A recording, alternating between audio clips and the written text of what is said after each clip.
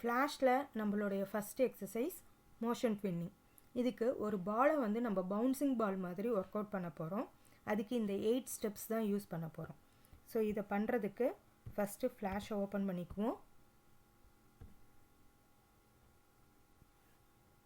ஃப்ளாஷில் flash document க்ரியேட்டுன்னு இருக்கா, create பண்ணிட்டீங்கன்னா you are having a layer. அதுக்குன்னு உள்ள டைம்லைன் இது. அதுக்கப்புறமா இது ஸ்டேஜு, இது அவுட் சைட் தி ஸ்டேஜு. அதுக்கப்புறம் இது டூல் பாக்ஸ், இங்கே கலர் பேலட் இருக்குது. ஓகேவா? இதில் டூல் பாக்ஸில் ஒரு ball, that is oval tool use பண்ணி ஒரு பாலை நம்ம இங்கே க்ரியேட் பண்ண போகிறோம். இந்த பால்க்கு பக்கெட் கலர் யூஸ் பண்ணி, டூலை யூஸ் பண்ணி ஒரு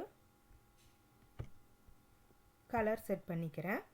இப்போ இந்த பால் பவுன்ஸ் ஆகிற மாதிரி இருக்கணும் அப்படின்னா இங்கே செலக்ட் அப்படிங்கிற இந்த டூல் இருக்கு இல்லையா, இதை செலக்ட் பண்ணிவிட்டு இங்கே ஒரு டைம் கிளிக் பண்ணி ரைட் கிளிக் பண்ணிவிட்டு கன்வெர்ட் டு சிம்பிள்னு சொல்லுங்கள்.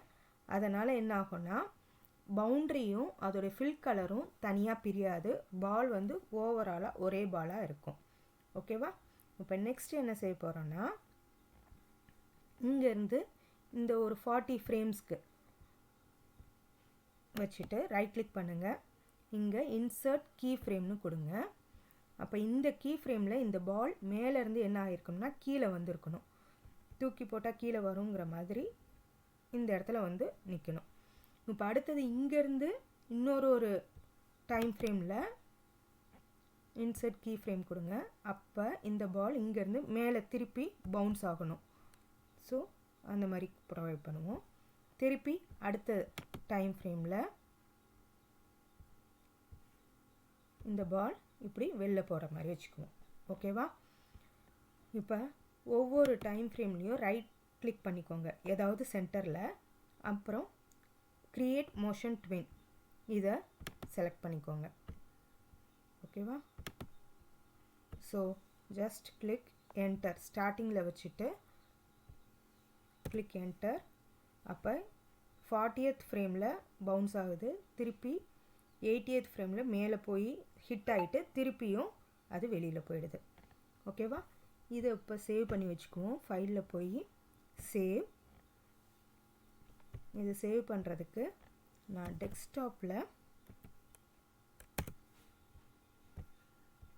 ஒரு ஃபோல்டர் யூஸ் பண்ணுறேன். அதில் இது ஃபஸ்ட் எக்ஸசைஸ்ங்கிறதுனால 1_ motion_twin emptyன்னு போட்டுக்கிறேன்.